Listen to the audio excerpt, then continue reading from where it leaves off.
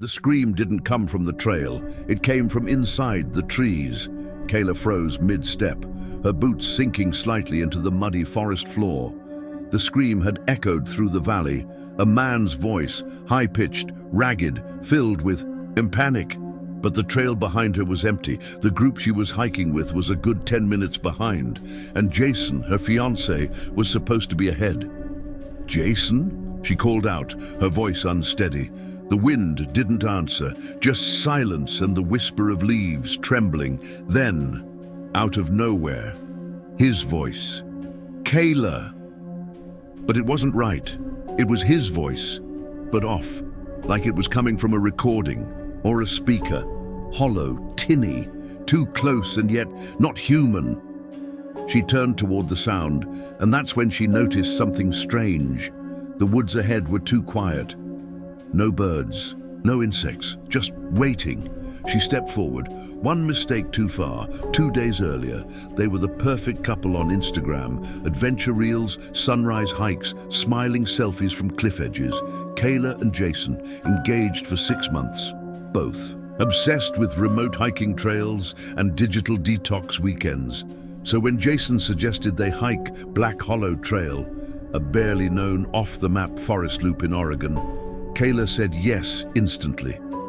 "It's supposed to be haunted," he'd teased. "They say people hear voices in the trees." She laughed then. She wouldn't laugh later. Day 1. They reached the edge of the forest by noon. No signal, no signs, no people. Just a half-rotted wooden board nailed to a tree that read, "Welcome to Black Hollow. Some things shouldn't be found." Jason had taken a photo, joked, "Perfect horror movie opening." The first night was peaceful. Birdsong, a crackling fire, and Jason reading ghost stories in a flashlight's glow. But that night, Kayla had a dream. She was alone in the woods. Trees bent toward her like they were listening. And Jason was whispering, "Her name," from underground. Day 2, the disappearance. They were halfway through the trail when Jason decided to go off track. "Just for 10 minutes, he said. "There's this stream marked on the old map. Could be a perfect photo spot." She waited by a boulder, watched squirrels dart through underbrush, checked her watch. 5 minutes. 10. 15. "Jason?" she called. Nothing. She walked in, the direction he'd gone, about 50 yards, and that's when she saw it. His backpack, torn, empty, no blood, no signs of struggle. But something was carved into the bark of a tree beside it. "Don't listen to him." Her mouth went dry. The voices start that evening. While searching and screaming his name, Kayla began hearing him. "Kayla, over here," sometimes to the left, then behind her, then right next to her ear. She'd run toward the voice, but nothing. No footprints, no movement, just silence returning like a slap. By nightfall, she was lost. Not just from Jason, but from the trail. The forest had shifted. Paths she knew vanished. Landmarks gone. Trees that weren't there before stood like guards. She set up a quick camp, using what gear she had in her day pack. At 3:12 a.m., she woke up to Jason's voice outside the tent. "I'm hurt. Please, Kayla." She rushed, out barefoot, flashlight shaking, but the forest was empty. Until the beam landed on something, his face, half hidden behind a tree. Her breath caught. She ran to him, but as she reached the tree, it wasn't Jason. It was a mask, hand-carved, hung from a branch. With her engagement ring dangling from it, she wasn't alone in the woods, and whoever, or whatever, was mimicking Jason's voice was toying with her. She stumbled backward, slipped in the mud, and landed beside something buried. She dug, with her bare hands, heart pounding. It was a journal, moldy, pages torn. She flipped through it with shaking hands. The last entry was scribbled in desperation. "He speaks in their voices now. Even the birds stopped warning me. If you hear her, run, it's not her. It never was." There was a smear of dried blood under the writing. By sunrise, Kayla's face was scratched, her legs bruised, and her sanity teetering. She tried retracing steps. Nothing worked. No trail, no sun direction, just thickening fog. And Jason's voice, calling, crying, laughing. Sometimes he'd say things only she and Jason knew. Remember the waterfall in Zion? You cried because you thought it was beautiful. How could anyone or anything know that? Unless... Night 2, the turning point. As darkness fell again, Kayla built a fire. Suddenly, from beyond the firelight, a second voice called out, "A woman, please help me." Kayla froze. Then the voice shifted, became her own. "Kayla, help." She screamed into the trees. "What do you want?" Laughter answered, and then a shape stepped into the firelight. It was Jason, bruised, bleeding, limping. "Kayla, I found you. We have to go now." She ran to him, hugged him, but something was wrong. His chest wasn't moving, no heartbeat, no warmth, no breath. She pulled back, and he smiled. Too wide, too sharp, too late. Kayla stumbled backward, heart hammering. "Jason," she whispered, What happened to you?" The man, or whatever it was, stepped forward. "I missed you," he said, but his voice cracked halfway through the sentence like a badly tuned radio. The words were right, but not the rhythm. Not the softness Jason always had when he said that. It was like someone had studied him, but hadn't learned how to feel him. Then he tilted his head, a slow, unnatural motion, like a puppet trying to mimic curiosity. Kayla gripped a branch lying by the fire.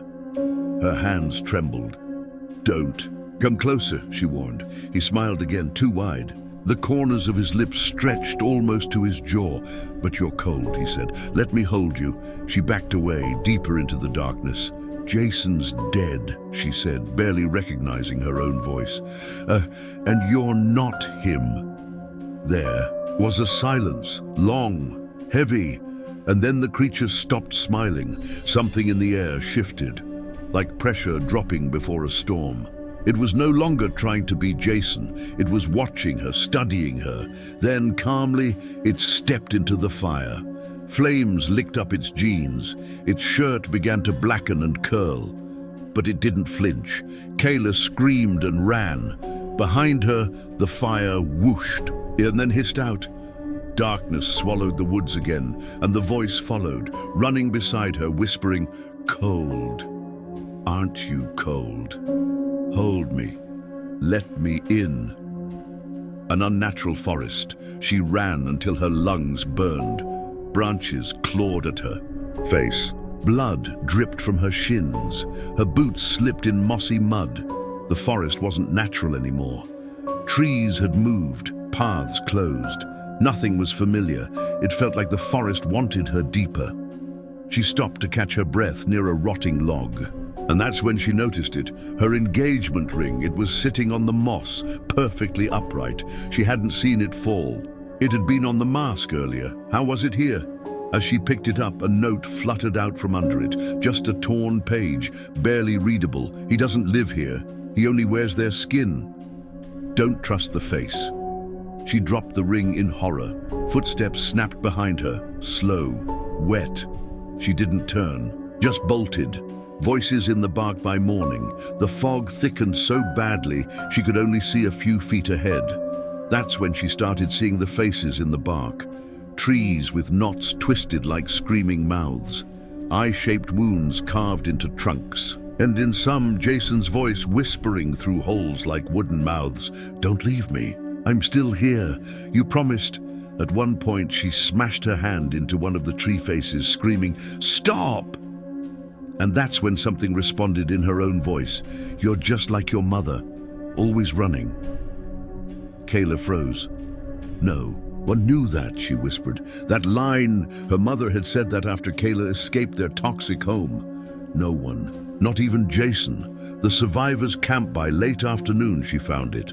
A campsite, hidden behind thick pine trunks, nearly invisible. Tarp shelter, half-burnt logs, torn maps, old footprints. Someone had lived here. She collapsed inside it too, weak to care if it was safe. Her head throbbed, dehydration, panic, cold. Then she saw a journal, wrapped in plastic. She opened it. Name, Mallory Finch, missing since 2021. First few entries were hopeful. By the 10th, they weren't. Something took my brother, first his voice, then his shape, then his memories. I stayed because I thought I could help him, but they never leave. They just wait and learn and lie. One line was underlined 3 times. If you see you're dead, run. It's not them, it's it. The last page chilled her. It was just a single sentence. It knows I'm writing this. It's standing behind me. Blood smudged the corner. Kayla dropped the journal. Suddenly a rustling outside. Heavy footsteps. Crunch, crunch. Closer. She backed up against the tent wall, holding a jagged rock. The tarp lifted, and a figure stepped in, but this time it wasn't Jason. It was a woman, hair wild, dirt-caked face, bruised, gaunt eyes. Kayla gasped. Mallory! The woman didn't answer right away, just stared. You're real, Mallory whispered. Oh God, I thought I was the last one. Mallory's truth by firelight, this one real, safe for now. Mallory spoke quickly, quietly, paranoid glances over her shoulder. They mimic.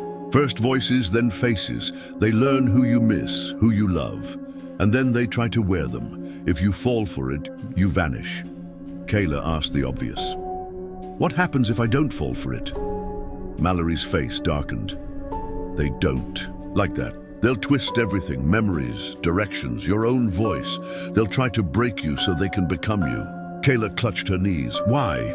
Mallory shook her head. No one knows. Maybe they feed on it. Maybe they're just lonely. Or maybe they used to be human once. There was silence. Then Mallory said something that froze Kayla's blood. There's one thing worse than them mimicking someone you love. Kayla looked up. What? Mallory didn't blink.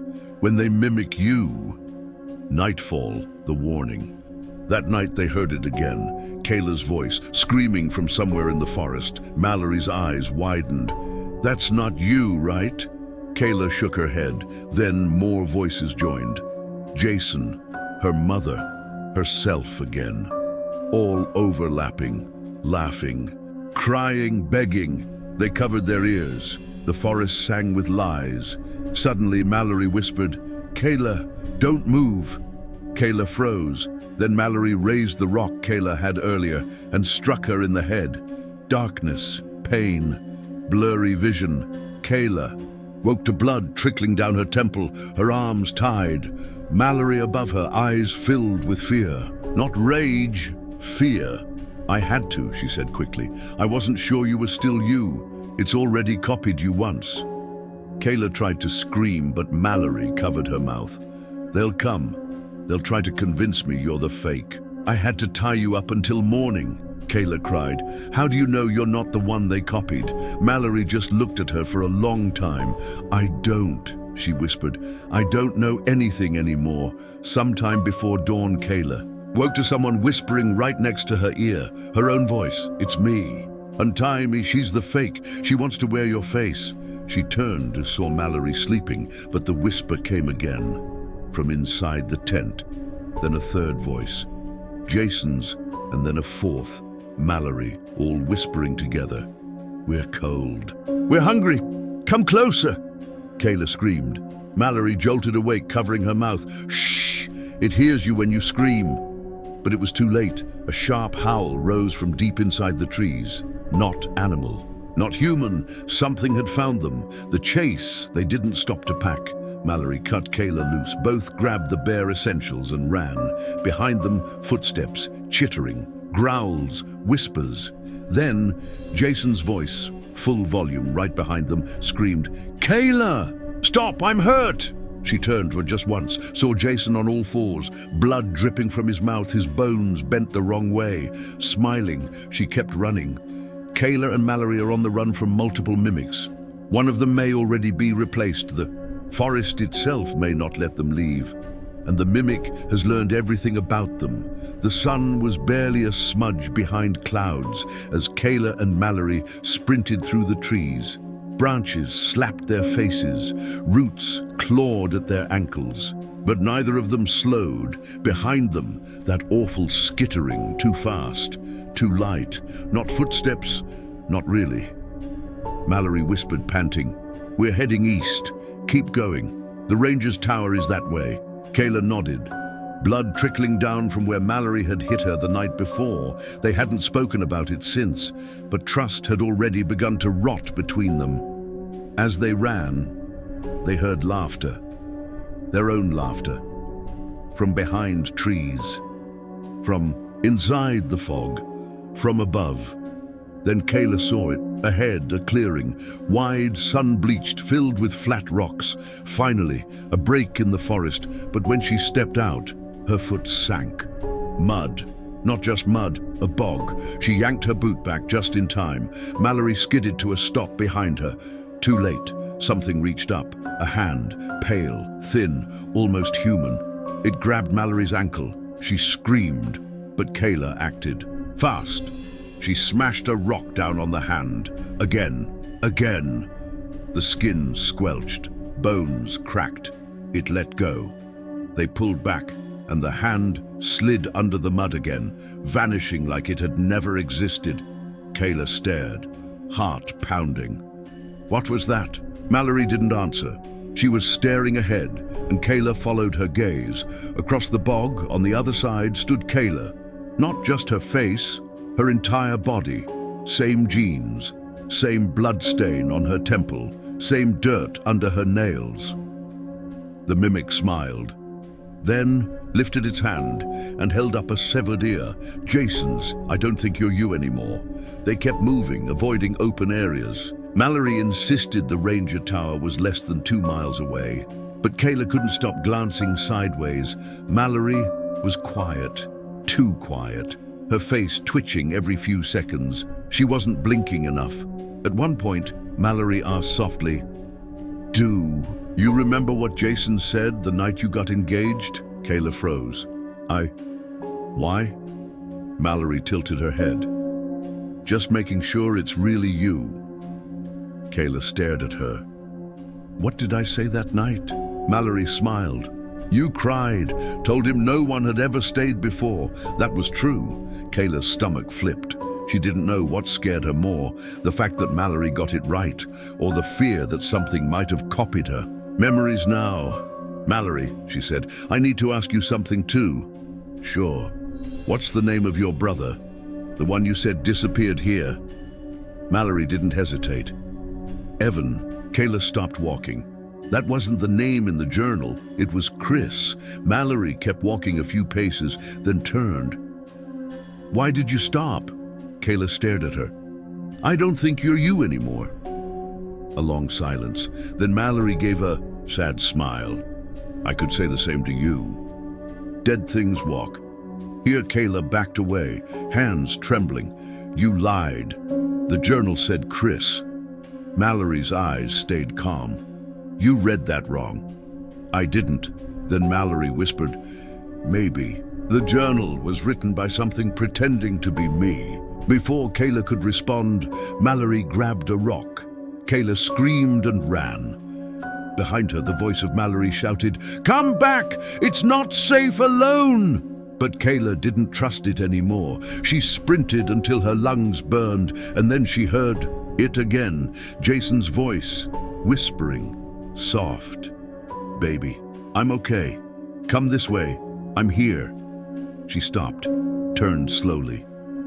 He stood behind a tree, eyes normal, voice gentle, like it had been months ago, before any of this. No wide grin, no stiff movements. He looked real. "Jason," she whispered. He stepped forward, arms open. "Yes." She took one step forward and then remembered. The mimic had shown her Jason's ear. She froze. Jason didn't. He lunged, the mimic's mouth. She ducked just in time. Jason, or whatever wore his face, crashed into a tree behind her.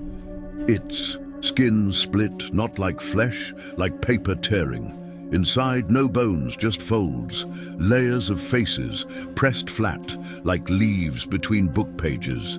Jason's, her mother's, her own. All twitching, the mimic hissed and charged again. She grabbed a branch, shoved it into the creature's stomach. It didn't bleed. It sucked the branch in, absorbing it like dough. Then it laughed, not Jason's voice now, but Kayla's. And Kayla screamed. The ranger's tower. She ran. Somehow, by luck or something worse, she found it. A tower, rusted and half-collapsed, rising above the forest.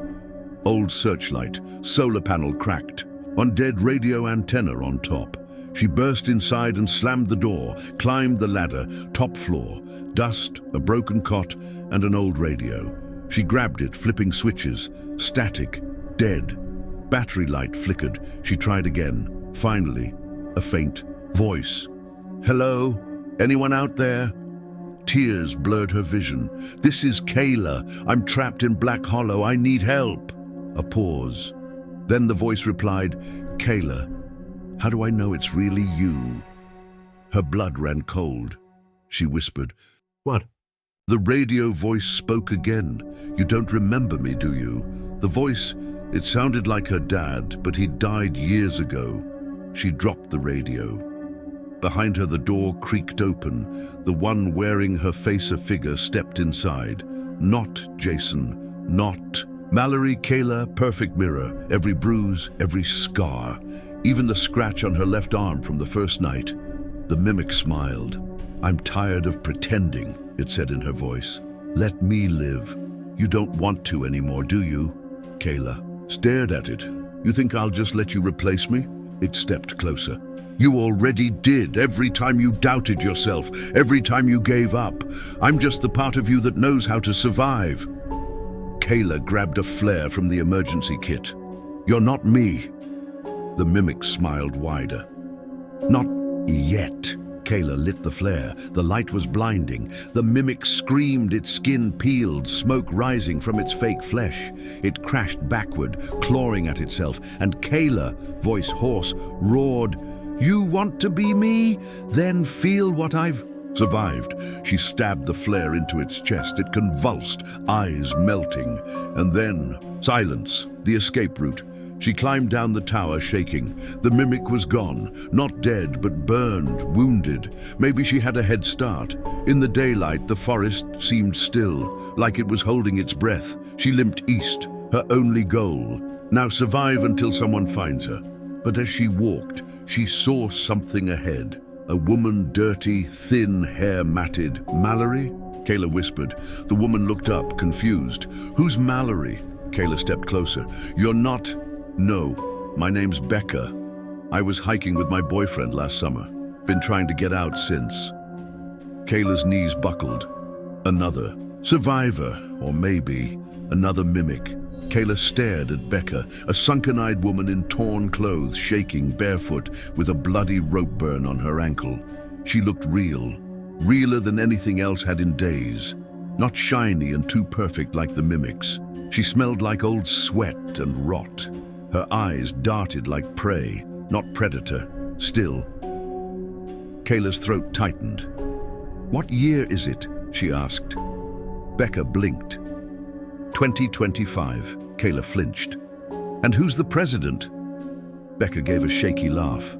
"Still the same disappointment as when I came in." That was close enough. Maybe she really had been lost. They walked in silence. Trees loomed on all sides, thick and watching. The forest had gone quiet again. No birds, no bugs, not even wind, just dead air. "How did you survive this long?" Kayla asked eventually. Becca didn't answer right away. She stopped walking. Her shoulders trembled. "I stopped talking," she said finally. "The voices, they mimic what you say, so I just stopped. For months. I bit my tongue when I needed to scream. I slept during the day and buried myself in leaves at night. I stopped believing in anything I saw." Kayla's chest ached. "You were alone that whole time?" Becca nodded. "Alone is better than letting them in. The tree that bleeds hours past. Or maybe it was just minutes. Time twisted in black. Hollow like vines around a throat." Kayla noticed something odd up ahead. A wide tree trunk. Huge. Maybe 20 feet around. But it wasn't brown, it was gray. Like stone. And down its center ran a deep, pulsing red vein.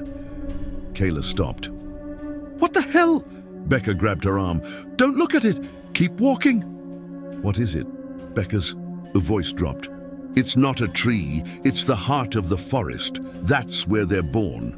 Kayla shivered. They? The mimics. Suddenly, that heartbeat she'd felt every night in her chest, that low thudding in the soil, made sense. They grow inside it, Becca whispered, until someone hears a voice, opens a door, believes.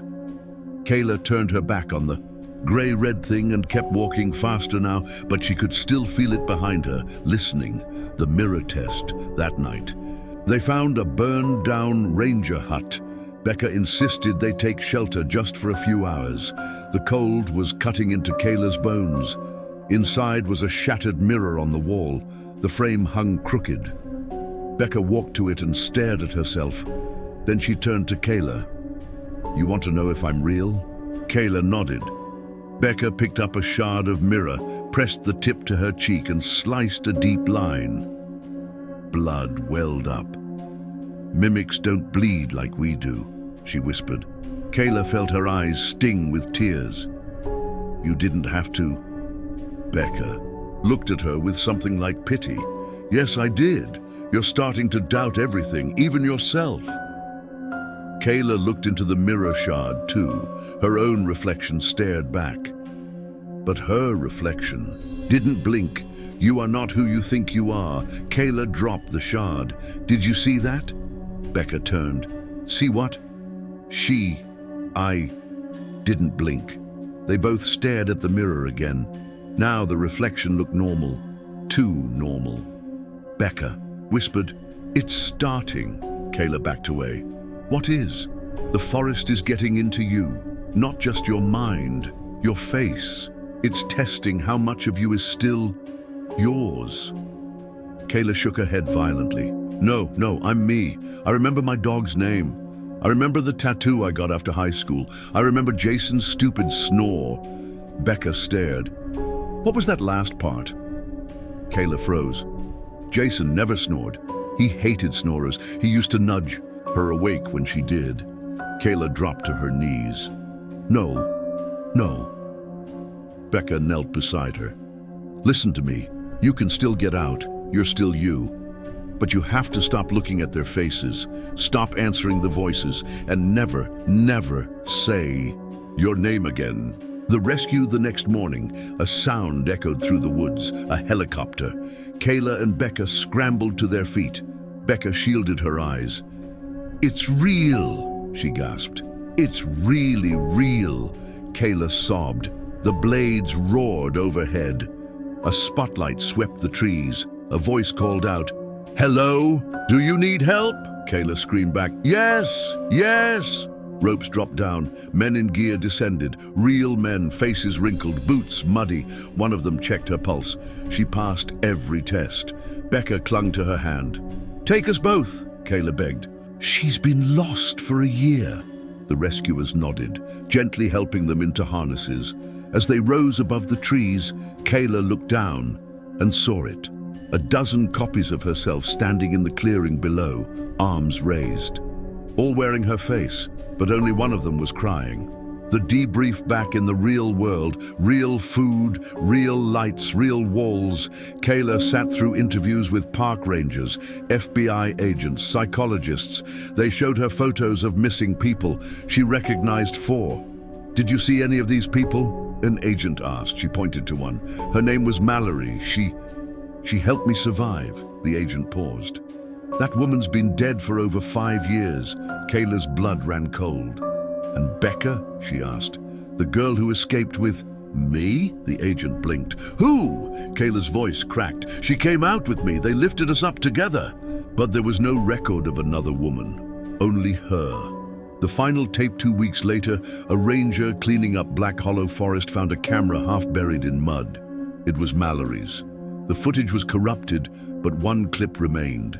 It showed Kayla, sitting by the fire, talking softly, alone, smiling, her voice gentle. "I'm not afraid anymore, not since I learned how to wear her."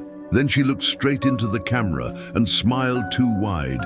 They say only one woman came out of Black Hollow Forest alive. But which one? The real Kayla, or the thing that learned to wear her face? She still walks among us, smiles like we do, eats like we do. Maybe she even cries like we do.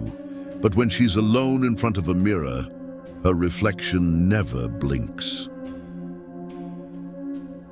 The end.